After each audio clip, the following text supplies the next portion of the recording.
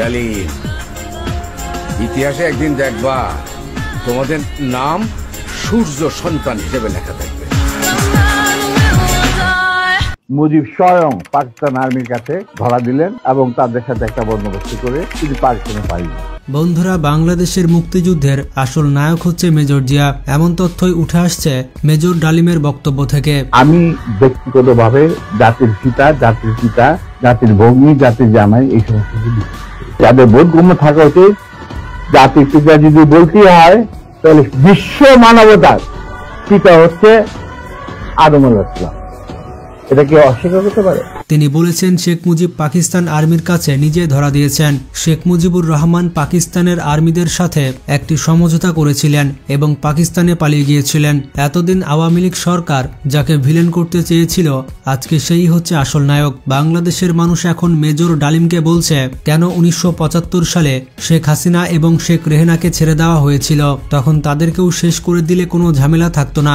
বন্ধুরা, এর জন্য বলা হয় সত্য ইতিহাস কখনো চাপা থাকে না। আওয়ামী লীগ সরকার সবসময় মুক্তিযুদ্ধের সকল ক্রেডিট শেখ মুজিবকে দিয়ে দিত। তারা বোঝাতে চাইতো যে শেখ মুজিব হচ্ছে একাই নায়ক, তিনি একাই বাংলাদেশকে স্বাধীনতা এনে দিয়েছিলেন, আর মেজর জিয়াকে বানানো হতো খুনি। অথচ 50 বছর পর মেজর ডালিমের থেকে জানা গেল যুদ্ধ দেখার পর ভয়ে শেখ মুজিবুর রহমান পাকিস্তানি আর্মিদের কাছে স্যারেন্ডার করেছিলেন। এমনকি শেখ মুজিব নিজের পরিবারকে বাঁচাতে পাকিস্তানি সেনাদের সাথে হাত মিলিয়েছিলেন, যার কারণে বাংলাদেশের স্বাধীনতার ঘোষক হচ্ছে মেজর জিয়া। মুজিবুর রহমান মুক্তিযুদ্ধে নেতৃত্ব দেওয়ার বদলে কেন পাকিস্তানে পালিয়েছিলেন? তাহলে কি মুক্তিযুদ্ধে শেখ মুজিবুর রহমানের কোনো ক্রেডিট নেই? দীর্ঘদিন আড়ালে থাকার পর ইউটিউব লাইভে আসেন মেজর ডালিম। এই লাইভে তিনি বিভিন্ন ধরনের কথা বলেন, এর মধ্যে রয়েছে শেখ মুজিবুর রহমান এবং মেজর জিয়া সম্পর্কে। এই লাইভে তিনি মুজিবুর রহমান এবং তার পরিবারের কুকর্ম সম্পর্কে বলেন। মেজর ডালিম তার লাইভে যে সকল তথ্য ফাঁস করেছেন, তার মধ্যে সব থেকে আলোচনার জন্ম দিয়েছে মুজিবের পাকিস্তানে পালিয়ে যাওয়ার বিষয়টি। এতদিন আমরা জানতাম শেখ মুজিব বাংলাদেশের মুক্তিযুদ্ধের সবকিছু, কিন্তু এখন জানা গেল শেখ মুজিব তার পরিবারকে বাঁচাতে পাকিস্তানি সেনাবাহিনীর সাথে হাত মিলিয়েছিল। একটা কোশ্চেনের উত্তর নেই যে শেখ মুজিব বেশি খারাপ মানুষ ছিল না শেখ হাসিনা বেশি খারাপ ছিল। স্যার দেখো, অ্যাকচুয়ালি শেখ হাসিনা তো তখন খুবই ছোট, তার সাথে তেমন একটা ইন্টারেকশন ছিল না, বিয়ে হয়ে গেছে বাজারের সাথে, কিন্তু আমি দেখতাম যে প্রত্যেকদিন রাত্রেই মায়ের সাথে হেঁটে আইতো। আর এদিকে দিশেহারা হয়ে মরতে বসেছিল পুরো বাঙালি জাতি, আর সে সময় পুরো জাতিকে পথ দেখান মেজর জিয়াউর রহমান। তিনি সে সময় স্বাধীনতার ঘোষণা দেন এবং মুক্তিযুদ্ধের নেতৃত্ব দান করেন। আর শেখ মুজিব যুদ্ধের পর দেশে ফিরে হয়ে যান বাংলাদেশের প্রধানমন্ত্রী। মানে কষ্ট করলো একজন আর ফল ভোগ করলো আরেকজন। মেজর ডালিম লাইভে বলেন, তথাকথিত নেতারা যখন ভারতে পালিয়ে গেল, তখন ছিল না কেউ নেতৃত্ব দেওয়ার, সমঝোতা নিয়ে সবাই ব্যস্ত। পাকিস্তানি বাহিনী যখন হামলা করেছিল, তখন মেজর জিয়াউর রহমানের থেকেই স্বাধীনতার ঘোষণা আসে। আমি তখন পাকিস্তান আর্মিতে কাজ করি। মেজর জিয়ার ঘোষণা শুনে মনে হলো আর বসে থাকার সময় নেই, আমরা তখনই পাকিস্তানের বিরুদ্ধে যুদ্ধে নেমে গেলাম।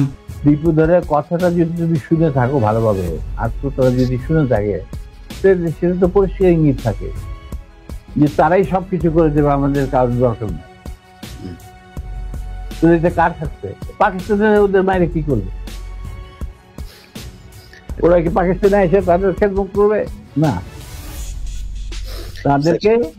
এদেরকে মারার পর একটা মেধাশূন্য বাংলাদেশকে তারা গড়বে। মেজর ডালিম বলার আগেও তাজউদ্দিন আহমেদ তার বই লিখে গিয়েছেন, শেখ মুজিব 25শে মার্চ ইচ্ছাকৃত গ্রেপ্তার হয়েছেন। তিনি স্বাধীনতার ঘোষণা দিতে অস্বীকৃতি জানান। তিনি ইচ্ছাকৃতভাবে পাকিস্তানি বাহিনীর কাছে ধরা দিয়েছিলেন। আর এটা কোনো কাকতালীয় ঘটনা ছিল না। আসলে শেখ মুজিবের উদ্দেশ্য ছিল পূর্ব পাকিস্তানের প্রধানমন্ত্রী হওয়া। এর জন্য বরাবরের মতো তিনি পশ্চিম পাকিস্তানের বিরুদ্ধে যেতে চাইতেন না। এতেই বোঝা যায় মুজিব লোকটি কতটা ক্ষমতালোভী ছিলেন। মুজিব এতটাই ক্ষমতালোভী ছিলেন যে তিনি পাকিস্তানের সাথে হাত মেলাতেও কার্পণ্য করেননি। তাজউদ্দিন আহমেদ তার বই লিখে গিয়েছেন, বাংলাদেশের স্বাধীনতা ঘোষণা না করে শেখ মুজিব যখন আত্মসমর্পণ করেছিল এবং বিভিন্ন নেতাদের ব্যবহার দেখে আমরা বুঝেছিলাম আমাদের স্বপ্ন চেষ্টা ব্যর্থ হবে। নির্বাচনের পর শেখ মুজিব পূর্ব পাকিস্তানের প্রধানমন্ত্রী হওয়ার জন্য একেবারে উঠে পড়ে লেগেছিলেন।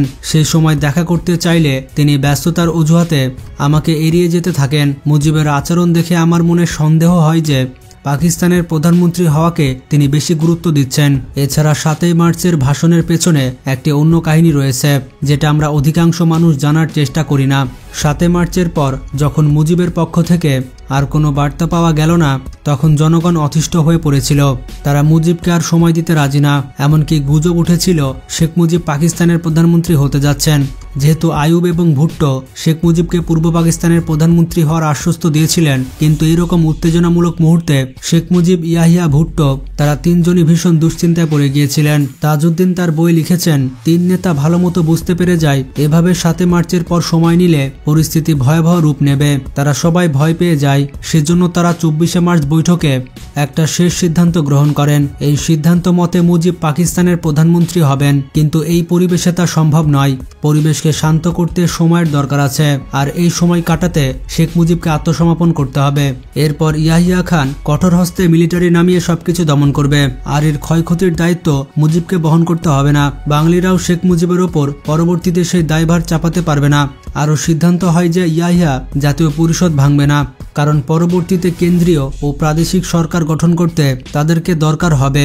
এছাড়া ইয়াহিয়া মুজিবকে নিশ্চয়তা দেয় আওয়ামী লীগের কোনো নেতার উপরে অত্যাচার করা হবে না। বৈঠকে সবাই একমত পোষণ করেন যে কঠোর হাতে আন্দোলন দমন করার পরে বাংলাদেশকে শান্ত করা হবে।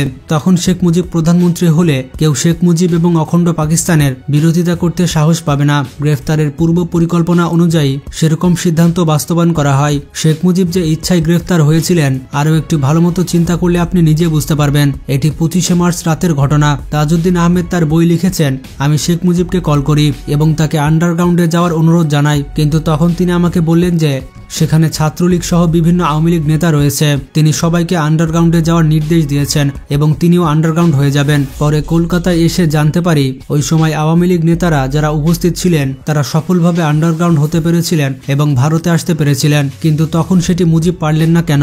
এইসব ঘটনার 1 থেকে 2 ঘন্টা পর শেখ মুজিবের বাড়িতে পাকিস্তানি আর্মি যায় এবং গ্রেফতার করে। তিনি 1 থেকে 2 ঘন্টা সময় পেয়েছিলেন আন্ডারগ্রাউন্ড হওয়ার এবং স্বাধীনতার ঘোষণাপত্রে সই করার পরও কেন তিনি সেটা সবাইকে দিলেন না? পাকিস্তানি মিলিটারি নামবে জেনেও কেন তিনি স্বাধীনতা পত্রে সই করে তা আওয়ামী লীগ নেতাদের হাতে দিলেন না? এর উত্তর পাওয়া গেলে সঠিক ইতিহাস উঠে আসবে। প্রকৃতপক্ষে শেখ মুজিবের পরিকল্পনা ছিল অত্যন্ত ভয়ঙ্কর। ইয়াহিয়া এবং ভুট্টোর সাথে শেখ মুজিবের গোপন আলোচনা হয়েছিল, এটা তিনি কাউকে জানাননি।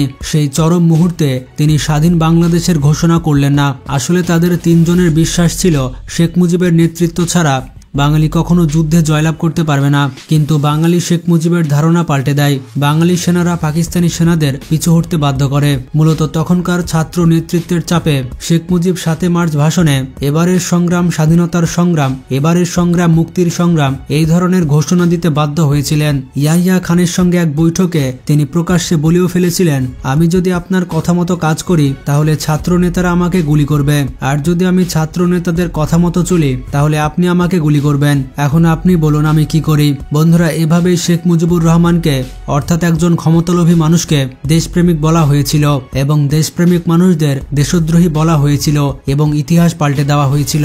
বন্ধুরা, মেজর ডালিমের কথা থেকে বেশ কিছু ইতিহাস জানা গিয়েছে এবং একটা বিষয় তো আপনারা জানেন, সত্য কখনোই চাপা থাকে না। সেটা একদিন না একদিন বের হয়ে আসবে, সেটা 1 বছর পর হোক আর 50 বছর পরে হোক। যুদ্ধে 30 লক্ষ মানুষ সবকিছু মিলে প্রায় 3 লক্ষর মতো। 3 লক্ষ। এখন 3 লক্ষরে যখন ইন্টারভিউ ছিল তখন what do you think is the losses of life in this so-called freedom during the freedom struggle? Mujib বলল 3 মিলিয়ন। 3 লক্ষরে বানায় ফেলাইলেও 3 মিলিয়ন। ওইখান থেকে যে রেকর্ড বাজার শুরু হইলো 3 মিলিয়ন, ওই 3 মিলিয়ন চলতে আছে। তো উনি ওটা যে 3 মিলিয়ন বলে ফেলেছিলেন এবং অনেক লোক এখনো সেজন্যই বলে 3 মিলিয়ন মানে 30 লাখ লোক মারা গেছে। আসলে সেটা মারা যায়নি। তো ভিডিওটি ভালো লাগলে বেশি বেশি শেয়ার করতে পারেন। আজকে পর্যন্তই, ভালো থাকবেন, টেক কেয়ার।